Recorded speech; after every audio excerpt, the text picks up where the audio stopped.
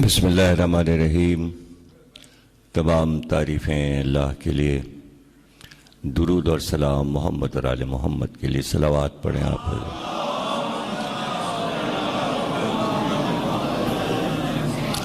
1433 ہجری عشرہ ولایت کی 7ویں تقریر آپ حضرات امام بارگاہ ڈٹیال میں سماعت فرما رہے ہیں۔ گفتگو ولایت علی کے ان اہم ترین گوشوں سے ہو رہی ہے کہ جو ہمارے لیے دنیا میں بھی کامیابی کا راز ہیں اور آخرت میں بھی۔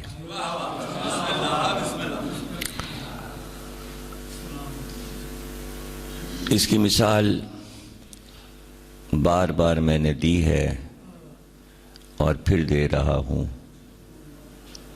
کہ کائنات کا خالق اللہ ہے، کائنات بنانے والا پروردگار عالم ہے۔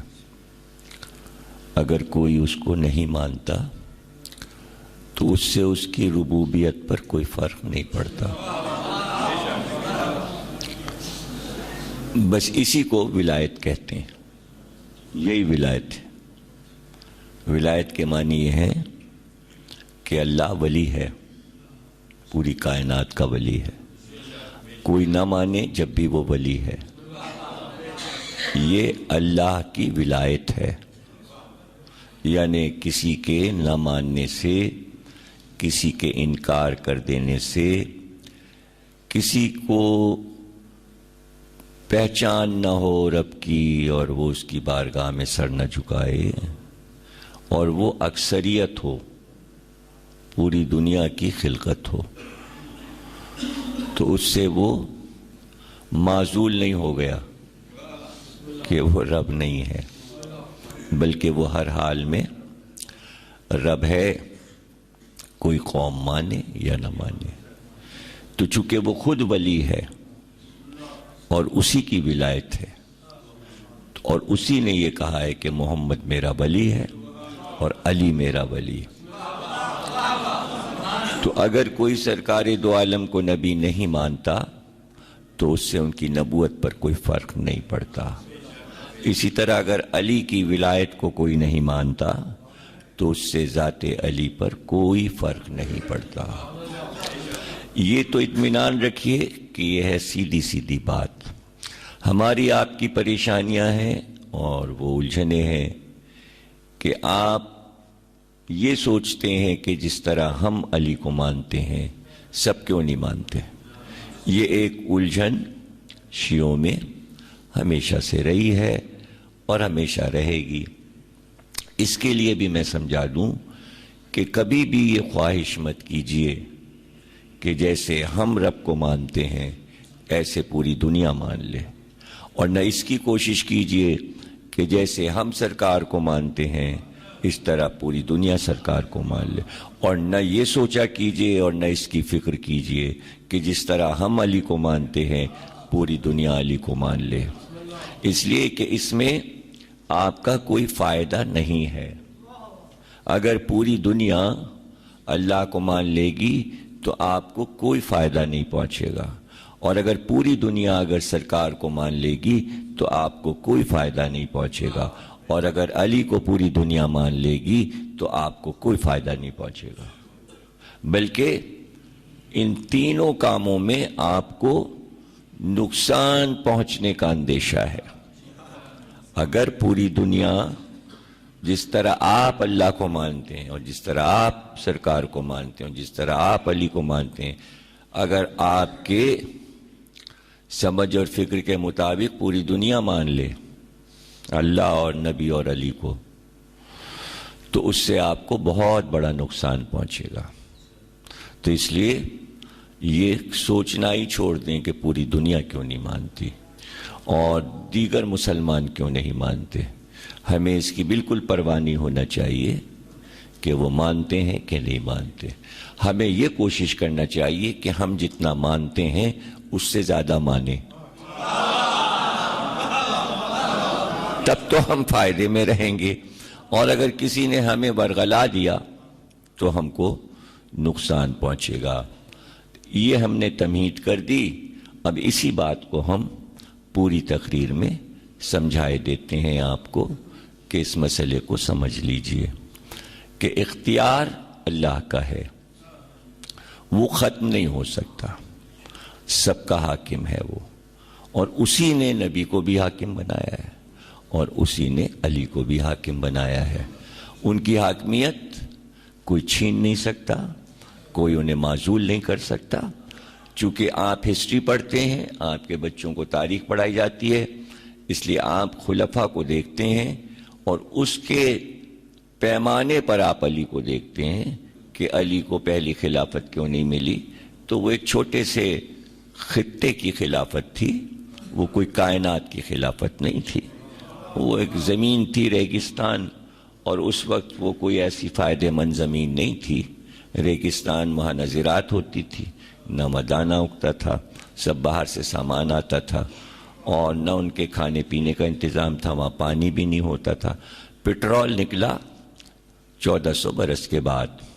اگر اس وقت پٹرول نکل آتا تو آپ سوچتے کہ یہ سارا پٹرول کا جو سرمایہ ہے یہ خلافت کے بجائے علی کو مل جاتا، تو آپ کو ذرا سا رنج ہوتا، لیکن اس ریگستان کے جانے پر آپ کو کوئی افسوس نہیں ہونا چاہیے کہ وہ ریگستان علی کو کیوں نہیں ملا، اور وہ مل بھی گیا علی کو۔ ظاہر 25 برس کے بعد پھر وہی ریگستان مسلمانوں نے علی سے کہا کہ اب یہ ریگستان آپ کا ہے، حالانکہ وہ پہلے سے علی کا تھا اور وہ علی کے باپ دادا کا تھا، کوئی ایسا مسئلہ نہیں تھا۔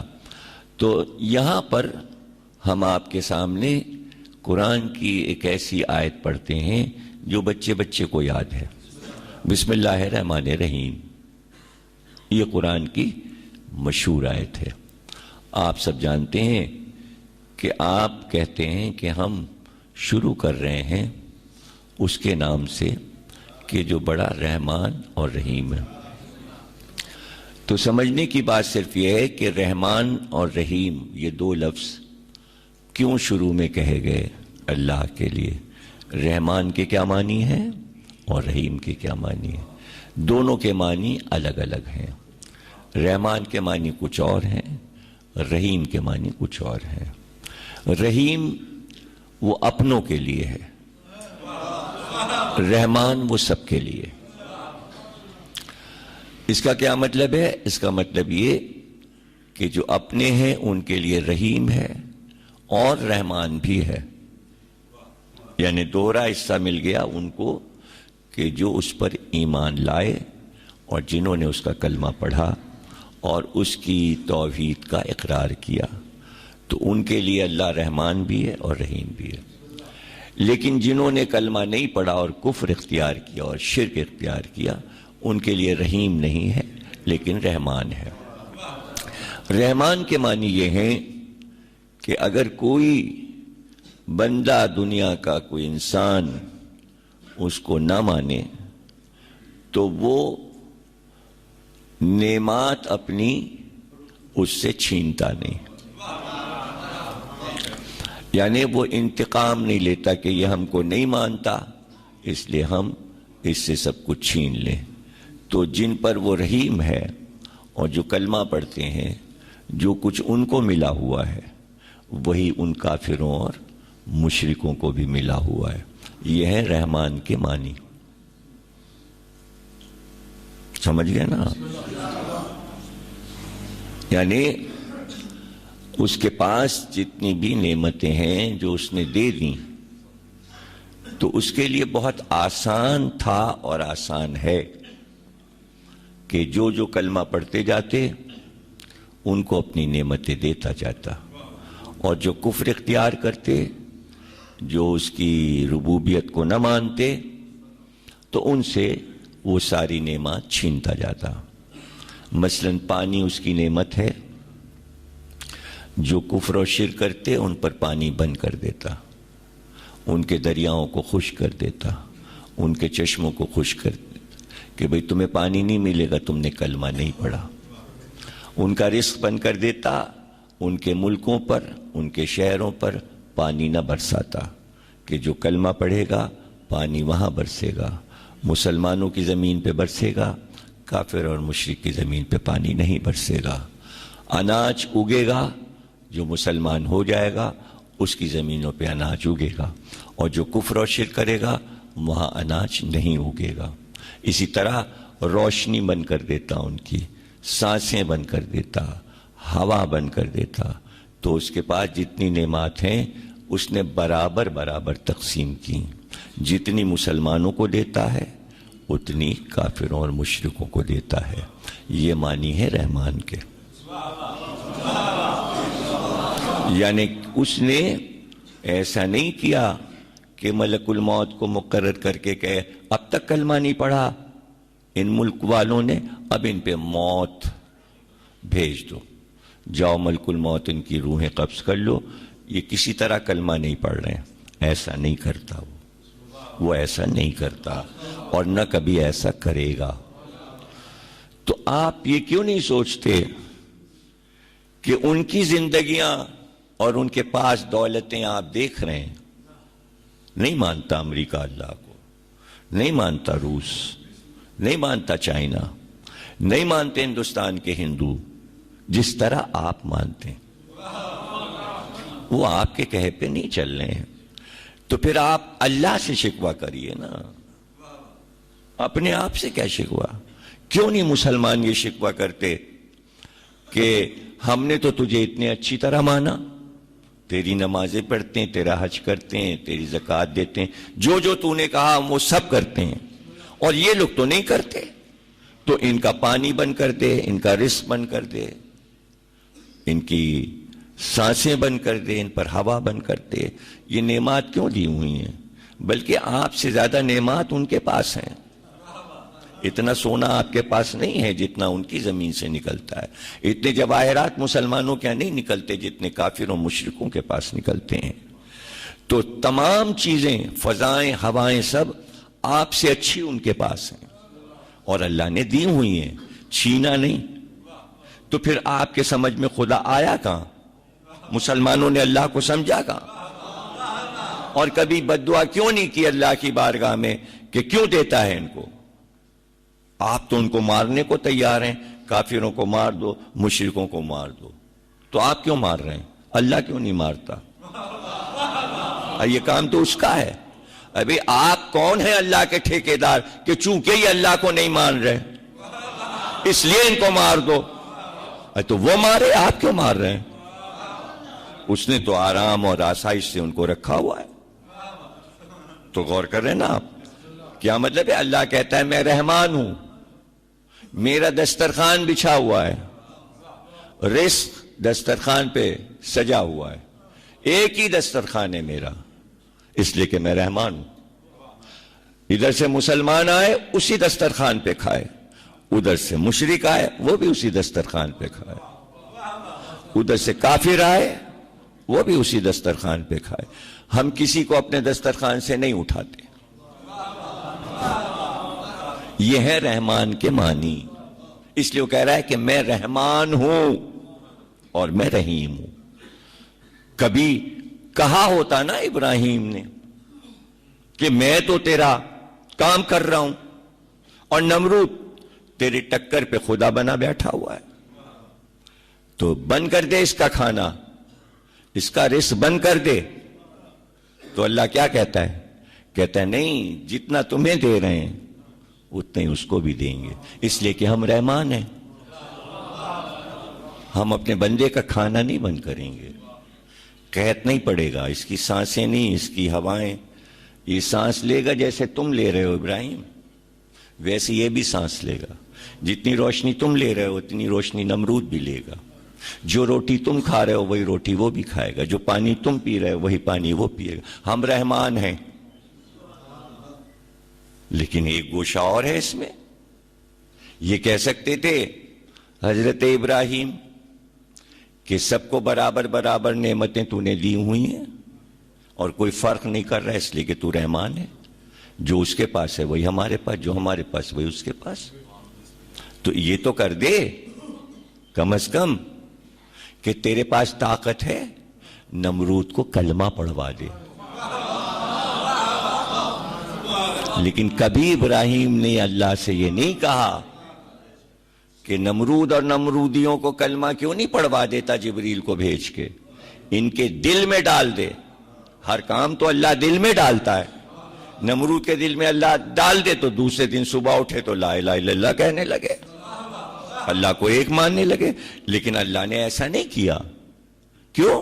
اس لیے کہ اللہ نے یہ کہا یہ ہم کیسے کر سکتے ہیں؟ اے موسیٰ، جو نعمات تم کو دی ہیں وہی فرعون کو دی ہیں، شداد کو بھی دی ہیں.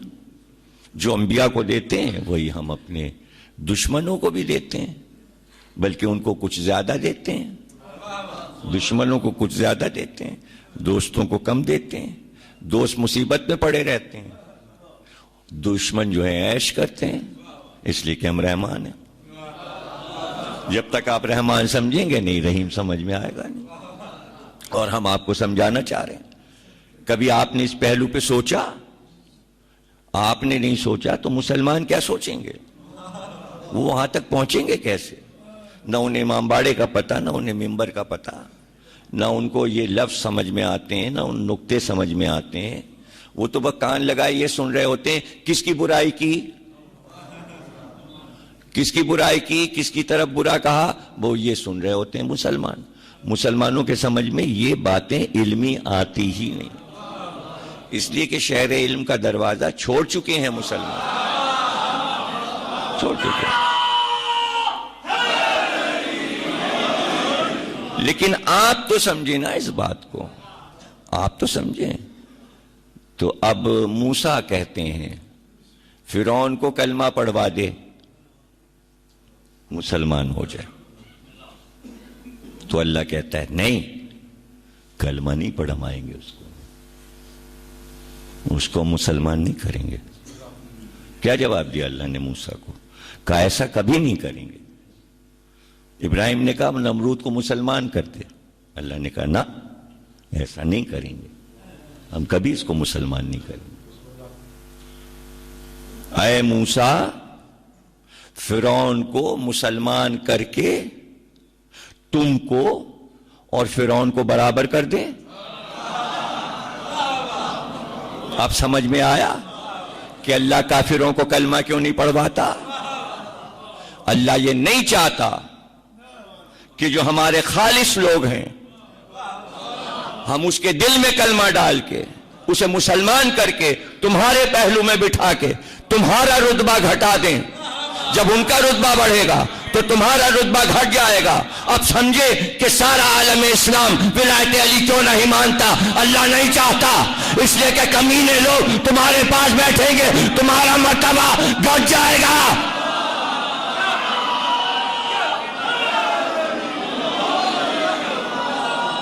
کم تر لوگ تمہارے پاس بیٹھیں گے. اللہ عظیم بندوں کے رتبوں کو نہیں گھٹاتا، ورنہ اس کے لیے پوری کائنات کو مسلمان کر سکتا تھا. اللہ پوری کائنات میں ولایت علی پھیلا سکتا تھا. وہ دیکھتا ہے کہ ان کے رتبے بڑھتے جا رہے ہیں اور ان کے رتبے گھٹتے جا رہے ہیں، اس لیے کہ ان کے لیے جنت بنائی ہے، ان کے لیے جہنم بنائی. دونوں کو برابر کر دیں. اب سمجھیے کہ اللہ کیا رتبہ کیا چیز ہے. رتبہ کیا ہے؟ وہ یہ نہیں کرتا کہ گھیر گھیر کے لوگوں کو لائے. پڑھیے قرآن غور سے. آپ اپنے کو ہلاکت میں نہ ڈالیے. یہ کلمہ نہیں پڑھتے نہ پڑھیں. نہیں سمجھے آپ؟ ابے رسول کا تو کام ہی یہ ہے، بھیجا اس لیے گیا کہ کلمہ پڑھائیں. اور اللہ کہہ رہا ہے آپ اپنے آپ کو پریشانی اور ہلاکت میں نہ ڈالیں. فکر میں سوچیں نا کہ یہ کلمہ کیوں نہیں پڑھ رہا، یہ نہیں پڑھتا، جانے دیجئے جہنم میں. آپ اپنی جان کی پرواہ کیجئے.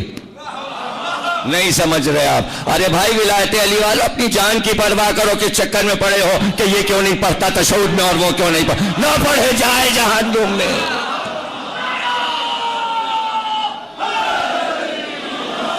تمہیں کیا کرنا ہے؟ تمہیں کیا کرنا ہے؟ اپنے کو دیکھو، اپنے کو دیکھو. آج وہ تمہیں نظر آ رہا ہے بڑا رتبے والا ہے اور وہ انکار کر رہا ہے. تم کمتر نظر آ رہے ہو، وہ برتر، اس لیے کہ وہ اپنے لباس سے تم سے اونچا نظر آ رہا ہے اور تم شکوہ کر رہے ہو یہ روک رہا ہے سب کو، یہ روک رہا ہے، یہ روک رہا ہے. روکنے دو اسے. وہاں دیکھنا کہ وہ تمہارا غلام تک بننے کے لیے قابل نہ ہوگا. تو رتبہ تو اللہ بڑھا رہا ہے نا، رتبہ اللہ بڑھا رہا ہے. اور رتبہ بڑھاتا ہے. ہاں وہ یہ کہہ رہا ہے کہ تم یہ نہ سوچو کہ فلاں کیوں نہیں ولایت علی پہ آ رہا ہے، بلکہ تم یہ کام کرو کہ تم اگر ولایت علی پر ہو تو کیوں نہیں کوشش کرتے کہ سلمان بن جاؤ، کیوں نہیں کوشش کرتے کہ ابو ذر بن جاؤ. ہم تو انتظار میں بیٹھے ہیں کہ کب تم میثم تمار بنو گے.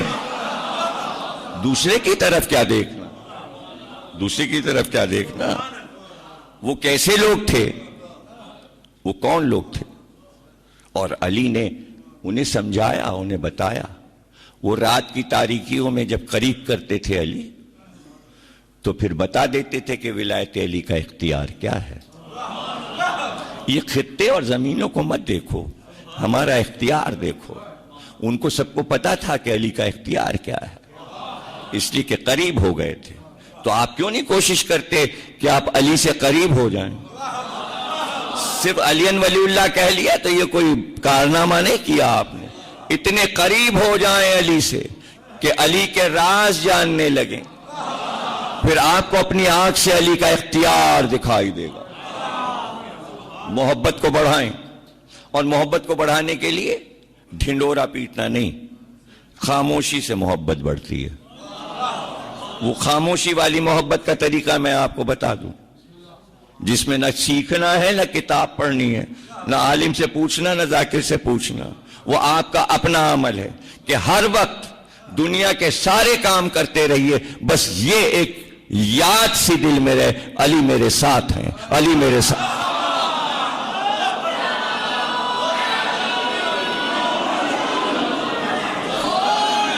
کتنا آسان ہے مگر کتنا مشکل.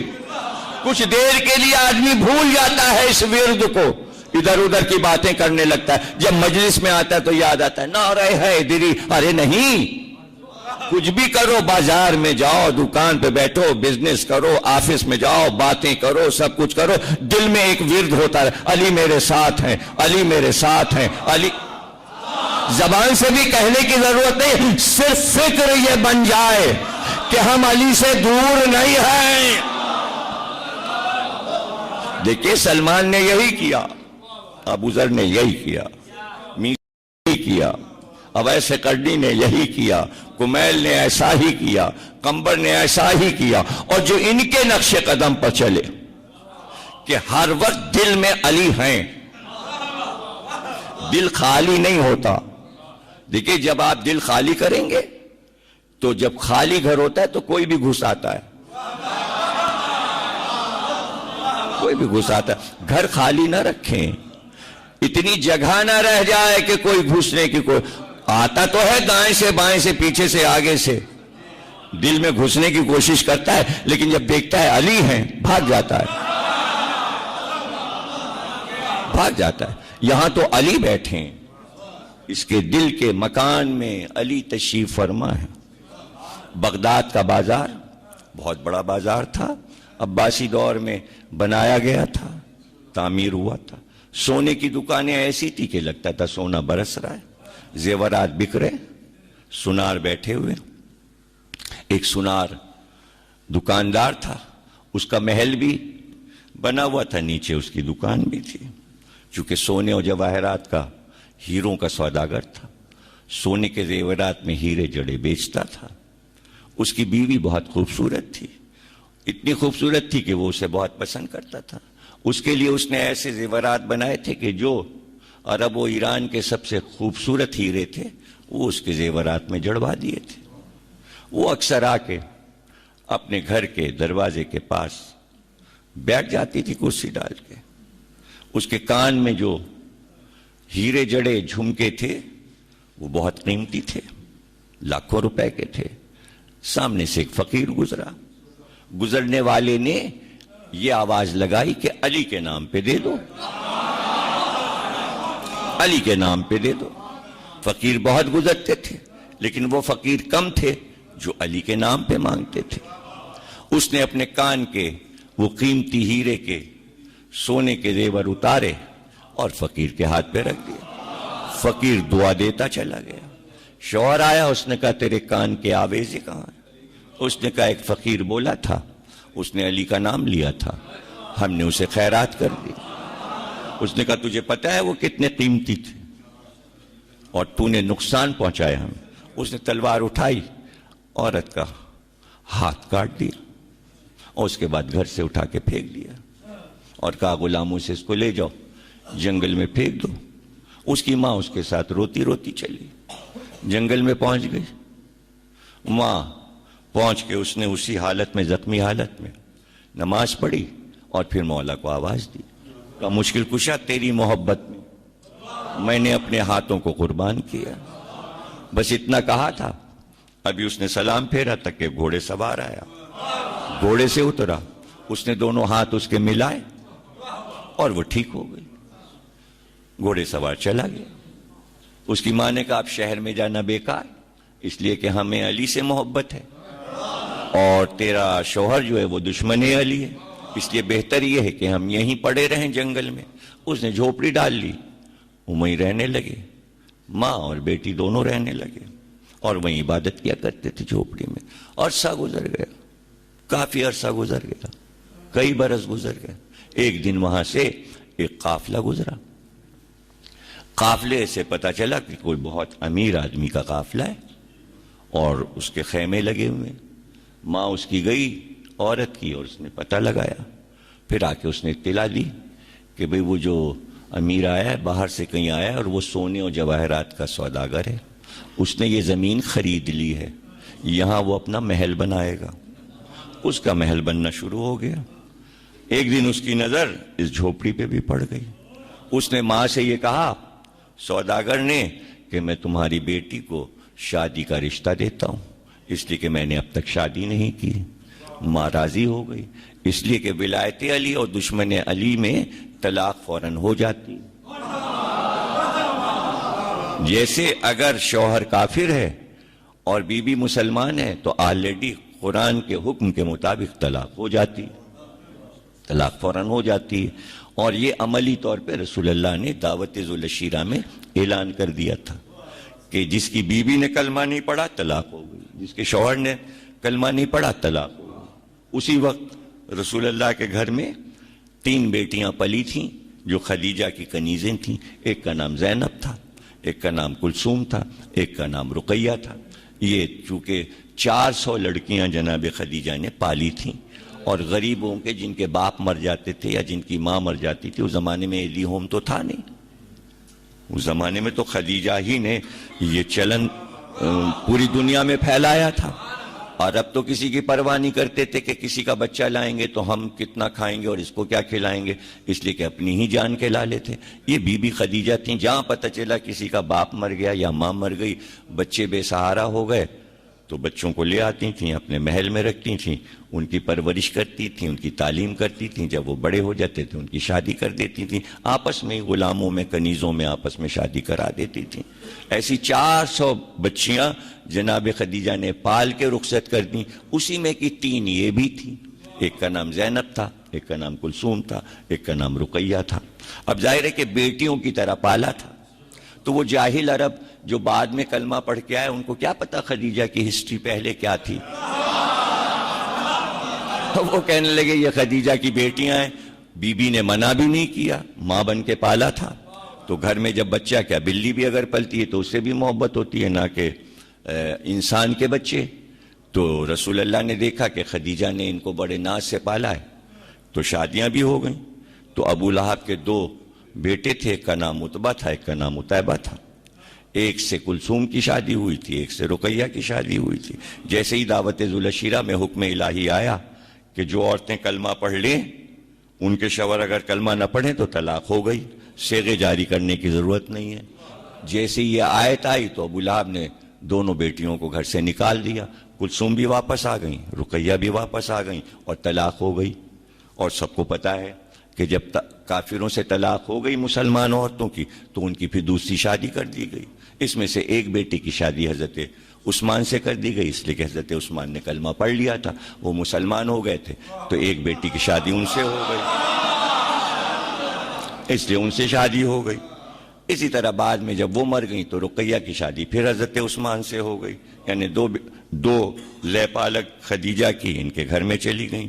اور ابو العاص کی بیوی زینب تھیں, اس نے کلمہ نہیں پڑھا تھا تو زینب کی بھی طلاق ہو گئی. اب آپ کو یہ یاد رہے گا نا, تمام مورخین نے لکھا ہے کہ خواتین میں سب سے پہلے کھڑے ہو کے فاطمہ بنت اسد نے اقرار کیا کہ میں تمہیں اللہ کا رسول مانتی ہوں.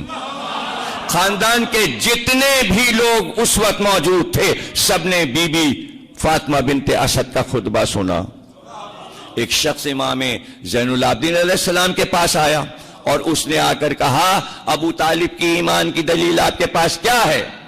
تو امام نے فرمایا سب سے بڑی دلیل قرآنی ہے کہ جب یہ آیت آئی کہ اگر شوہر کلمہ نہ پڑھے اور بیوی پڑھ لے تو طلاق ہو جاتی ہے, تو جب رقیہ اور کلثوم کی طلاق ہوئی تھی اگر ابو طالب نے کلمہ نہیں پڑھا تھا تو رسول اللہ نے فاطمہ بنت اسد کی طلاق کیوں نہیں کہا؟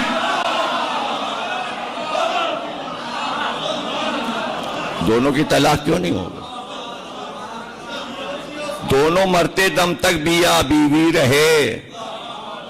اب اس سے بڑی کیا اب ہٹ دھرمی پہ مسلمان آ جائیں تو ہم کیا کریں؟ اگر ہٹ دھرمی پہ آ جائیں مسلمان تو ہم کیا کریں؟ تو کہنے کا مطلب یہ ہے کہ کلمہ ایک ایسی چیز ہے کہ جس پر زیادہ زور نہ دیجیے.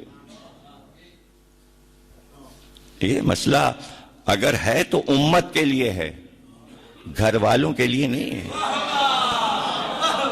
گھر والوں کے لیے مسئلہ نہیں ہے, اس لیے کہ ایک کل ایمان نے سب سے پہلے رسالت کا اقرار کر کے گویا نمائندگی کر دی. نہیں سمجھ رہے آپ؟ پورے خاندان کی نمائندگی کر دی کہ جو میں ہوں ابو طالب کا سب سے چھوٹا بیٹا, جب سب سے چھوٹا ایسا ہے تو ہمارے بزرگ کیا ہوں گے؟ ہمارے بزرگ کیا ہوں گے؟ دیکھیں بچے سے خاندان پہچانا جاتا ہے. جھولے میں بچے کو دیکھ کے کہتے ہیں ہاں پوت کے پاؤں پالنے میں نظر آ جاتے ہیں.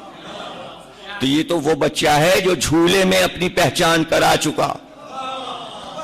ارے اس وقت تو فاطمہ بنت اسد کی گود سے جھولے میں گیا ہے اور ابو جہل وہ سانپ لے کے آیا ہے جو معیار الولد کہلاتا ہے, جو بچے کو سونگ کے بتاتا ہے حلالی ہے کہ حرامی, اور سانپ چھوڑ دیا اور وہ سانپ وہاں چلا بھی گیا حجرے میں.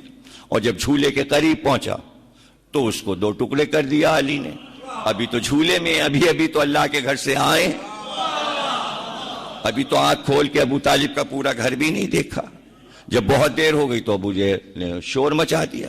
ابو طالب وہ سانپ اندر گیا تھا معیار الولد کا, تو نے ہم سے بتایا کیوں نہیں؟ بغیر ہمارے بتائے گھر میں سانپ کیوں چھوڑ دیا تو نے؟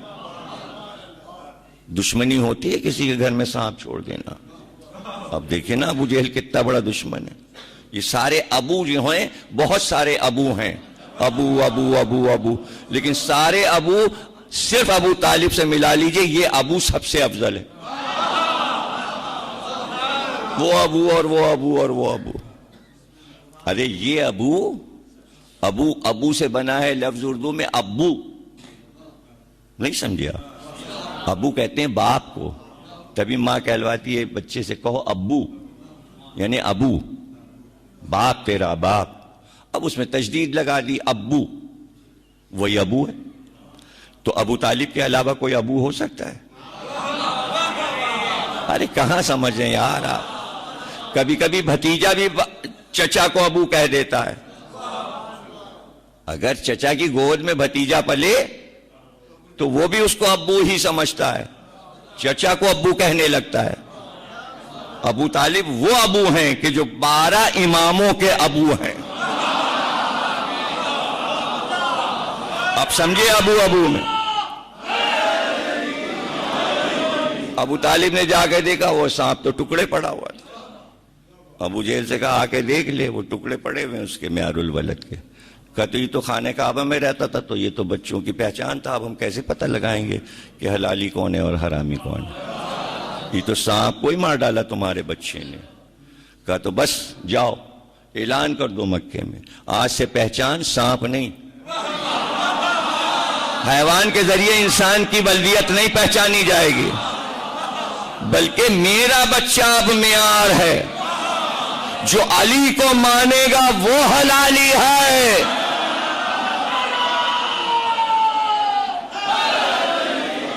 تو آپ نے دیکھا ایک بیٹا، ابو طالب کا ایک بیٹا، لوگ کہہ رہے ہیں ولایت کب شروع ہوئی؟ خود میں نے کہا دعوت ذوالعشیرہ میں، تاریخ کہہ رہی ہے غدیر خم۔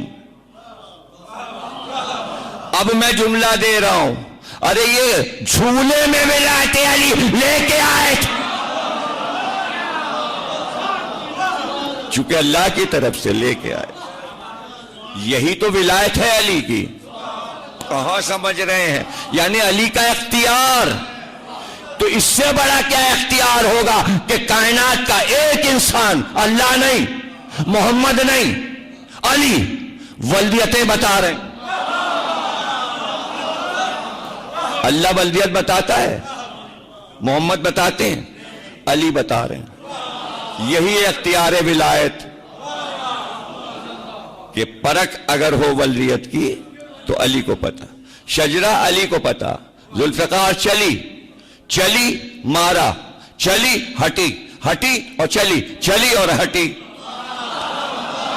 مالک اشتر کہتے جا رہے ہیں مولا علی ذرا دیکھیے میں نے کتنے سروں کے ڈھیل لگا دیے، اور پھر علی کے سروں کی طرف دیکھ رہے ہیں، تو علی نے وہیں سے پکار کے کہا مالک تم تو گھاس کاٹ رہے ہو، ارے ذوالفقار دیکھ کر چل رہی ہے، اگر کسی کی 10ویں پشت میں بھی مومن آ رہا ہے تو ہٹتی جا رہی ہے۔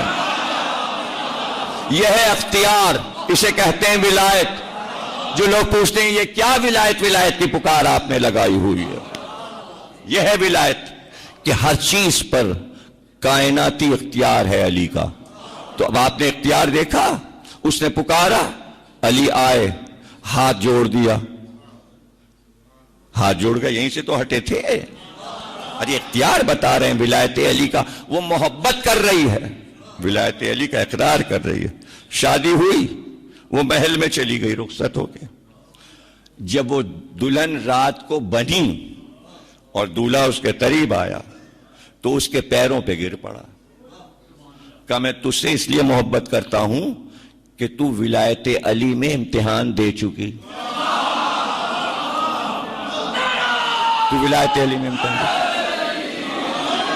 اور تو نے مجھے پہچانا نہیں، میں وہ فقیر ہوں جس نے تیرے در پہ علی کے نام پر بھیک مانگی تھی، اور تو نے کان کے آویزے جواہرات کے اتار کے دے دیے تھے۔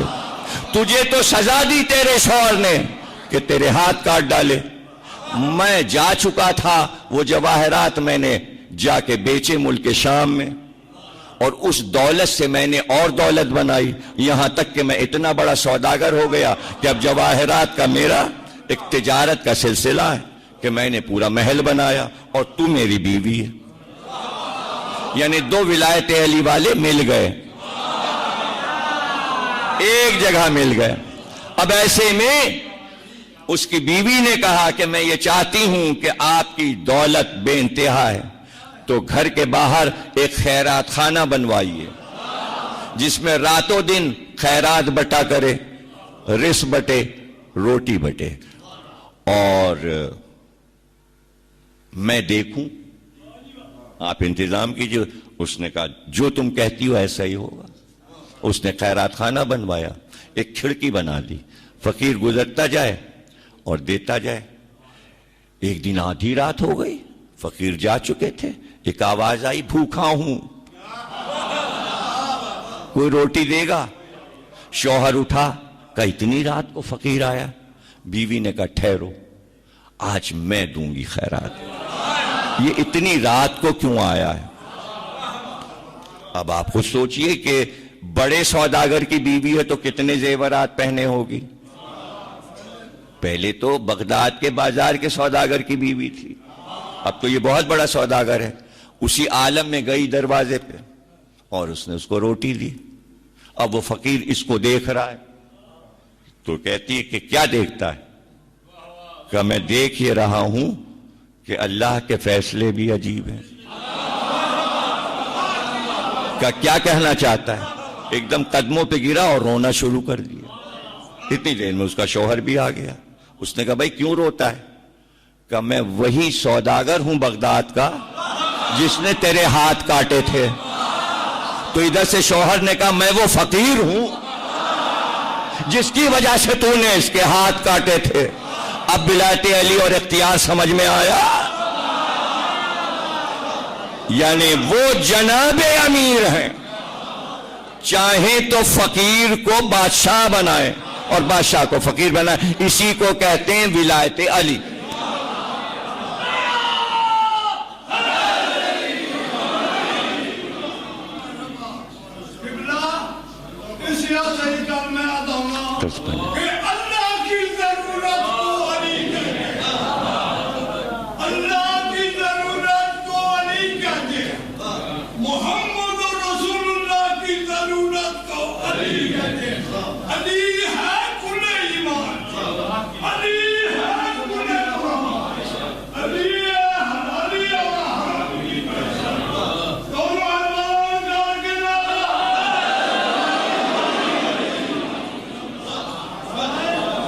اختیار، کائنات پر اختیار.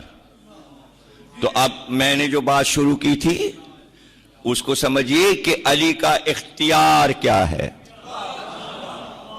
علی کا اختیار کیا ہے؟ اب ظاہر ہے کہ ہر چیز یقین کے ساتھ ہے. اگر یقین نہ ہو تو آپ کے پاس کوئی ثبوت نہیں ہے کہ آپ دنیا کو یہ بتائیے کہ آپ اللہ کو ایک مانتے ہیں. کس طرح، کیا ثبوت ہے؟ پتہ نہیں آپ کے دل میں کیا ہے. میں کیسے مانوں؟ میں نے آپ کا دل نہیں دیکھا، میرے پاس علم غیب نہیں ہے. کیا معلوم آپ اب بھی لات و عزا سے محبت کرتے ہوں اور دکھاوے کی نماز پڑھتے ہوں؟ نہیں، کیا آپ کے پاس کیا طریقہ ہے؟ آپ کیسے دل چیر کے مجھے دکھائیں گے کہ لو دیکھو خون صاف ہے، اس کے اندر بوت نہیں ہے؟ کوئی کچھ نہیں کر سکتا اس میں. صرف ایک لفظ یقین اللہ نے عطا کیا ہے. اگر یقین ہے تو ہم بھی یقین کریں گے آپ کے ایمان پر، اور اگر آپ کے پاس یقین ہے تو آپ ہمارے اوپر یقین کیجئے گا.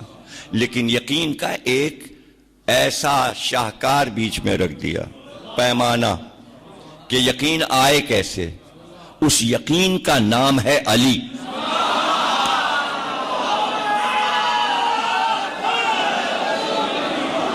اس یقین کا نام ہے. بھائی کیسے یقین دلائیں؟ ہم نے کہا یا علی. آپ نے کہا ہاں بھائی اس کے پاس ایمان ہے، اس کے پاس ایمان ہے. اس لیے کہ یہ اس کو کہہ رہا ہے، گواہ بنا رہا ہے کہ جو توحید کا گواہ بھی بن چکا اور رسالت کا گواہ بھی بن چکا. آپ دیکھیے تو گواہ کتنا بڑا ہے آپ کے ایمان کا، کتنا بڑا گواہ ہے. گواہی دی ہے علی نے توحید کی، قرآن میں رکھی ہوئی ہے. علی نے گواہی دی ہے رسالت کی، اور اس وقت گواہی دی ہے جب کوئی گواہی دینے والا نہ تھا. اور اللہ کی گواہی اس وقت دی جب ایک ہی گواہ محمد تھے، یا محمد تھے یا علی، یا علی تھے یا محمد. اور نہج البلاغہ پڑھ لیجئے، پہلا خطبہ پڑھ لیجئے کہ کس طرح علی بتا رہے ہیں یہ کائنات کیسے بنی، کس طرح بنی، کیسے خلق ہوئی. اور پھر کس طرح شان سے فرمایا کہ اس وقت جب یہ پوری کائنات ایسے تہ کی ہوئی رکھی تھی جیسے دھوبی اپنے کپڑوں کو سکھا کے تہ کر کے رکھ دیتا ہے. میں اس وقت بھی اس کائنات کو دیکھ رہا تھا جب کائنات کی پرتیں میں نے کھولنا شروع کی. اب اس میں لوگ پریشان ہو جاتے ہیں. میں اختیار بتا رہا ہوں اور اس میں پریشان نہیں ہونا چاہیے. اور یہ خطبہ ہے امام مہدی صلوات اللہ السلام علیہ، حضرت حجت کا خطبہ ہے. اور اس خطبے کو آیت اللہ ایران کے بہت بڑے آیت اللہ انہوں نے لکھا ہے. اور انہوں نے بتایا کہ سرکار نے فرمایا کہ اللہ نے صرف ہمارے نور کو خلق کیا. صرف, نہیں سمجھے آپ, صرف اللہ نے ہمارے نور کو خلق کیا اور پھر اس نور نے اس کائنات کو خلق کیا. اچھا سیدھی سی بات سمجھ میں بھی آ جاتی ہے کہ چونکہ اللہ کو کائنات خلق کرنی تھی اس لیے اس نے نور کو خلق کیا تاکہ یہ کائنات بنائے. اب لوگ پریشان ہو جاتے, نہیں نہیں نہیں آپ شرک مت کیا کیجئے, سب کچھ اللہ کرتا ہے. تو پھر ہم پوچھیں آپ سے, اگر سب اللہ کرتا ہے تو یہ جتنے لوگ مر رہے ہیں اللہ ان کے گھر آتا ہے روح قبض کرنے کے لیے, اور یہ قبر میں جب جاتا ہے مردہ تو اللہ قبر میں اترتا ہے, سوال جواب کرتا ہے, اور یہ جب ہوا چلتی تو اللہ چلاتا ہے, اور جب پانی برستا ہے تو اللہ برساتا ہے, اور جب یہ رزق اٹھتا ہے تو اللہ اگاتا ہے. نہیں, کہہ رہا ہم نے کروڑوں فرشتے بنائے ہیں, کوئی روح قبض کر رہا ہے, کوئی ہوا چلا رہا ہے, کوئی آندھی چلا رہا ہے, کوئی طوفان چلا رہا ہے, کوئی پانی کے پر ہے, کوئی یہاں پر ہے, کوئی یہاں پر ہے. تو فرشتے تو ہر جگہ ہیں, لیکن فرشتے تو پہلے نہیں بنے, وہ تو سرکار ہیں کہ جو 12 ہزار ایک حجاب میں رہے اور 12 حجابوں سے آ کر پھر سجدے میں, اور پھر اللہ نے 12,000 برس کے بعد کا سجدے سے سر اٹھا, اور جب پیشانی پر قطرے آئے اور اس کو جب چھڑکا سرکار نے تو اللہ نے فوراً اس پسینے کی قیمت ادا کی کہ سارے فرشتے قطروں سے بنا دیے. تو پیغمبر کے پسینے کے قطرے تو کائنات چلائیں اور خود پیغمبر نہ چلائیں.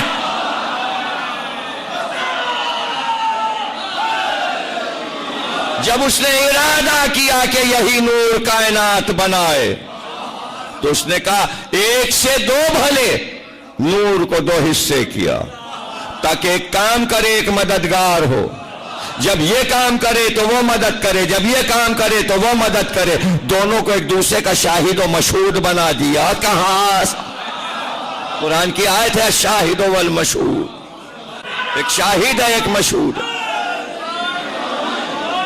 اختیار دے دیا, اختیار دے دیا.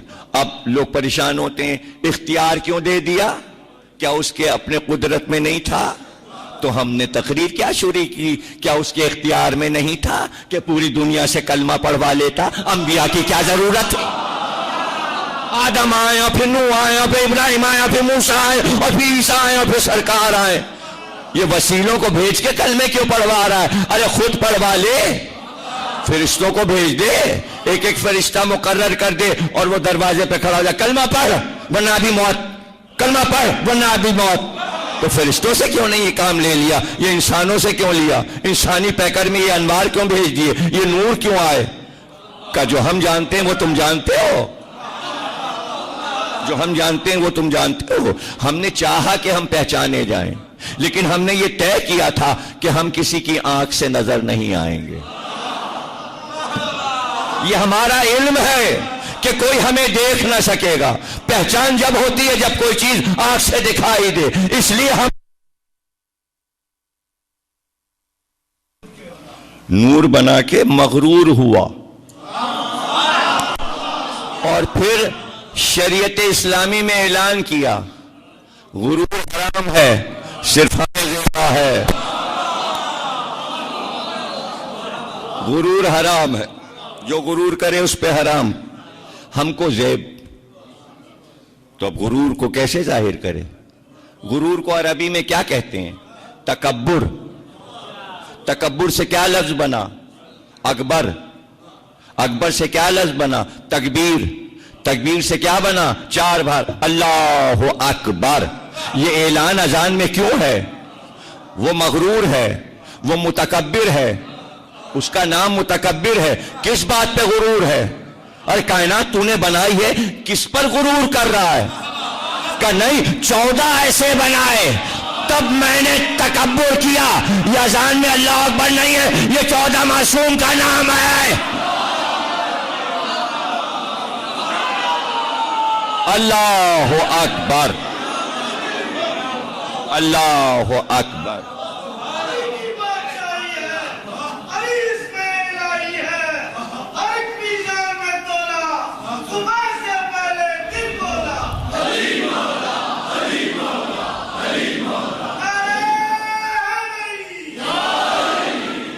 نہیں سمجھ میں آتا، لیکن ایک ہی لفظ تو ہے یقین.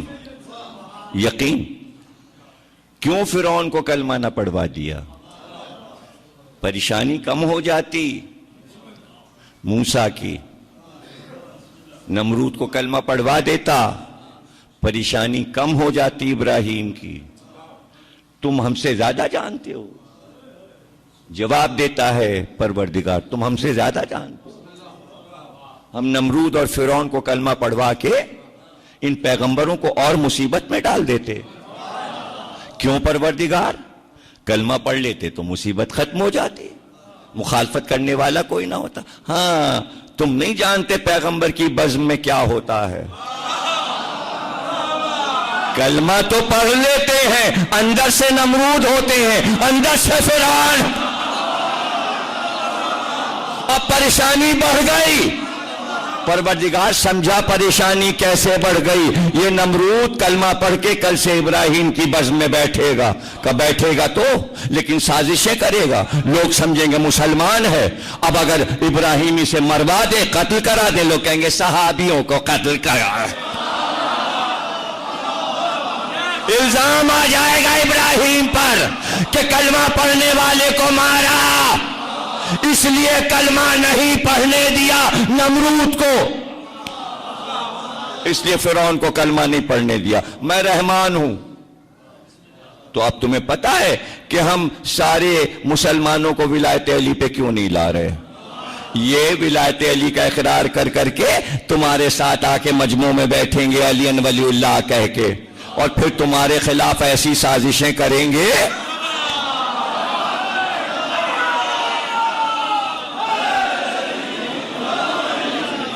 اور ذرا سوچو تو صحیح، سوچو تو صحیح کہ جس نے محنتی نہیں کی ہے ولایت علی پر، اور وہ تمہارے ساتھ جنت میں جا رہا ہے. بھائی یہ تو ایسا ہی ہے کہ ایک آدمی نے محنت کی اور پہلی کلاس سے لے کر ایم اے تک فرسٹ آ گیا، اور ایک نے رشوت دے کے سرٹیفکیٹ نکلوا لیا. اب آفس میں آپ پہنچے، 2 لاکھ کی نوکری آپ کی بھی اور اس کی بھی، اور وہ آپ کے ساتھ بیٹھا ہے. اب آپ کو غصہ آ رہا ہے، اب بھائی آپ کی ڈگری، آپ کی تنخواہ، اس کو لینے دیجئے. نہیں، اس نے تو جعلی ڈگری سے اب آپ کے اندر ایک پریشانی الجھن ہو رہی ہے. جعلی ڈگری والا اور ساتھ بیٹھا ہے. اب پھر ہماری محنت کا کیا فائدہ ہوا؟ ہم نے تو آنکھیں پھوڑی. ہمارے اماں ابا قرضدار ہو گئے، قرض لے لے کے پڑھایا، اور اس کو دیکھیے آرام سے جا کے ایک سرٹیفکیٹ لے آیا، اس کو بھی 2 لاکھ کی مل گئے. اب آپ اندر سے کھول رہے ہیں. یہ کھولن کیا آپ سمجھ رہے ہیں کوئی ہلکی پھلکی ہے؟ یہ ساری زندگی کا عذاب ہے. تو اب جب آپ جنت میں جائیں گے اور وہ جھوٹے ولایت علی والے آپ کی جنت حرام ہو جائے گی. یہ کیسے آ گیا؟ یہ کیسے آ گیا؟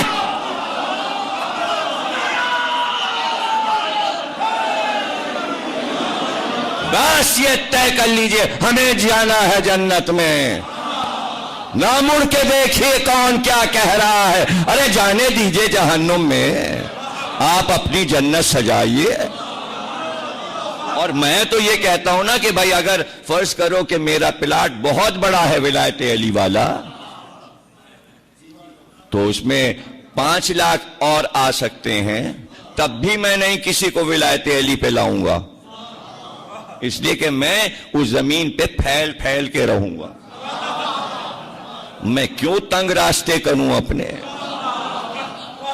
مجھے کیا ضرورت ہے ان کے چہرے دیکھوں؟ اور دیکھیں جن کی عمریں گزر گئی ہوں منافقت میں، وہ لاکھ اقرار کر لیں، مزہ نہیں آتا.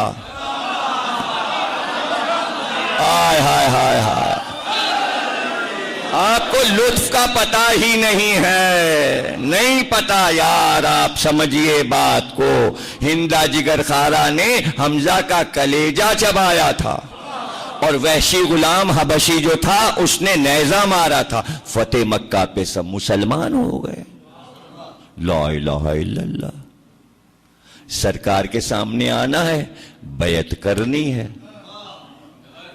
سرکار کے سامنے جب آئے تو کہا پیالہ لاؤ، پیالے میں پانی بھرو، پیالہ سامنے رکھو. پیالہ نبی کے سامنے آئے، آپ نے 4 انگلیاں پیالے میں ڈال دیں اور کہا پیالہ ان کے سامنے رکھ دو، آتے جائیں، پانی میں ہاتھ ڈالیں. یہی بیعت ہے. ارے کہاں سمجھے؟ اور جب بیعت ہو چکی تو کہا آج کے بعد حمزہ کے قاتل میرے سامنے نہ آئے. لا الہ کہہ لیا مگر نبی چہرہ نہیں دیکھنا چاہتا. تم بھی یہی سوچو کہ اگر علی ولی اللہ کہہ بھی لیا تو چہرہ دیکھنے کو دل نہیں چاہے.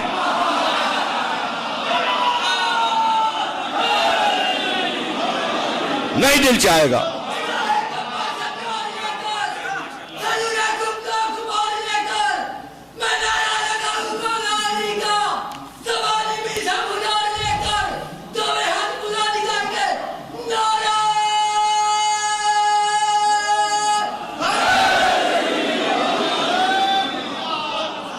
وہ اور لوگ ہیں ان کے رتبے بہت بلند ہیں, ان کے رتبوں کا کیا کہنا.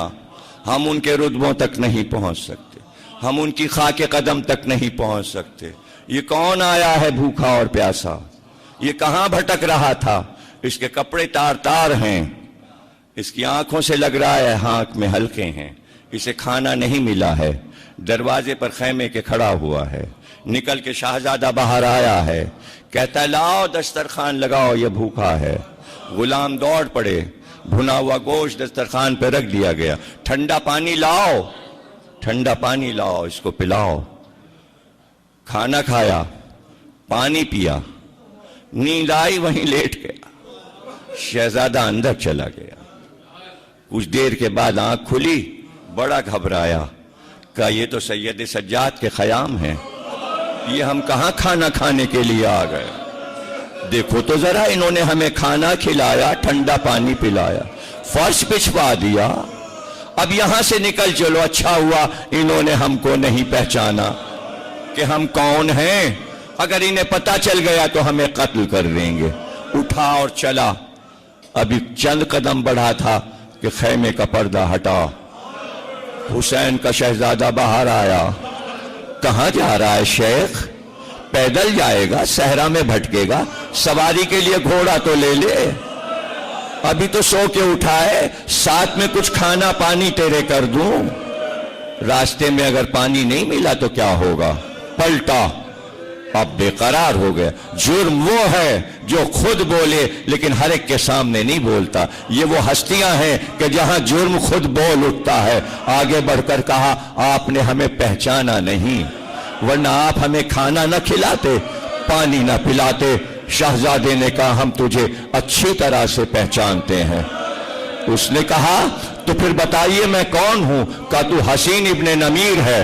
کیا میں بھولوں گا کہ تو نے میرے بھائی علی اکبر کے سینے پر جب سینہ ماری تھی تو پکار کے کہا تھا حسین تیرے بیٹے کا کلیجہ, ہم تجھے بھول نہیں سکتے, تو میرے بھائی علی اکبر کا قاتل ہے. تو قدموں پہ گر گیا, تڑپنے لگا. کہا جب آپ کو معلوم ہے کہ میں آپ کے بھائی کا قاتل ہوں تو کھانا کیوں کھلایا, پانی کیوں پلایا؟ کہا یہ ظرف کی بات ہے, کربلا میں میرا بابا تمہارا مہمان تھا, تم نے ایک ایک قطرے کے لیے تڑپا دیا. ہمارے رسول ہیں, دشمن بھی اگر آئے تو ہم اس کے اوپر پانی نہیں بند کرتے, کھانا نہیں بند کرتے. ہم آپ کے لیے دعا کرتے ہیں اور کوشش کیجئے کہ ہماری تقریروں کو سمجھیے. آج کی تقریر کو پھر سے سنیے گا. میں نے یہاں سے شروع کیا تھا, تقریر ختم ہو گئی, مصائب ہو چکے, آپ کے لیے دعا کر رہا ہوں. میں نے تقریر یہاں سے شروع کی تھی کہ وہ رحمان ہے, وہ دشمنوں کا کھانا بند نہیں کرتا, وہ دشمنوں کا پانی بند نہیں کرتا. اب گھبرا نہ جائیے گا جو آخری جملہ کہہ رہا ہوں. جس طرح اللہ رحمان ہے اسی طرح اہل بیت بھی رحمان ہے. دشمن کا کھانا پانی بند نہیں کرتا. اس لیے میں نے سید سجاد کا یہ واقعہ پڑھا کہ آپ کو پتا چلے کہ سید سجاد کی ولایت کیا ہے. جو اللہ کی ولایت ہے وہی سید سجاد کی ولایت ہے. جس طرح وہ رحیم ہے اس طرح یہ رحیم ہے, جیسے وہ کریم ہے اس طرح یہ کریم ہے. اگر آپ نے اللہ سے ان ہستیوں کو الگ کر دیا, یہ ہستیاں سمجھ میں نہیں آئیں گی, یہ ہستیاں سمجھ میں نہیں آئیں گی. زیادہ بہتر ہے کہ اللہ کے ساتھ انہیں سمجھیے. اللہ نے اپنے سے جب انہیں جدا نہیں کیا تو بندے کی کیا مجال. کہ توحید سے جدا کر دے، اس لیے کلمہ ساتھ رکھا، لا الہ الا اللہ محمد رسول اللہ علی ولی اللہ۔ اللہ سب کو انہی کلمات پر قائم رکھے، صاحب ایمان رکھے۔ جو اولاد نرینہ نہیں رکھتے اللہ انہیں اولاد نرینہ عطا فرما، باحق کے جناب سید سجاد۔ جو بیمار ہیں ان کو شفا عطا فرما، باحق کے جناب سید سجاد بانیان مجالس کو خیر و برکت عطا فرما۔ جو مومنین ہم میں بیمار ہیں انہیں شفا عطا فرما، امام زمانہ کا ظہور فرما، تعجیل فرما۔ جی بارش کے لیے خصوصی دعا کہ یہاں پر علاقے میں بارش پروردگار اپنی رحمت کو نازل فرما، 14 معصومین کے صدقے میں، شہدائے کربلا کے صدقے میں، اور خصوصاً بارش کے لیے دعا شہزادہ علی اصغر کا حوالہ دے کے کی جاتی کہ جس کو پانی نہیں دیا اشقیاء نے۔ باب الحوائج ہے علی اصغر، اگر آپ ان کا حوالہ دے کے روز دعا کریں تو بھلا کیسے ہو سکتا ہے کہ اللہ پانی نہ برسائے۔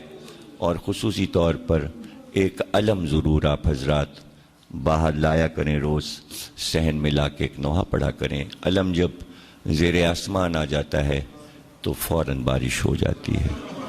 اللہ آپ کو سلامت رکھے۔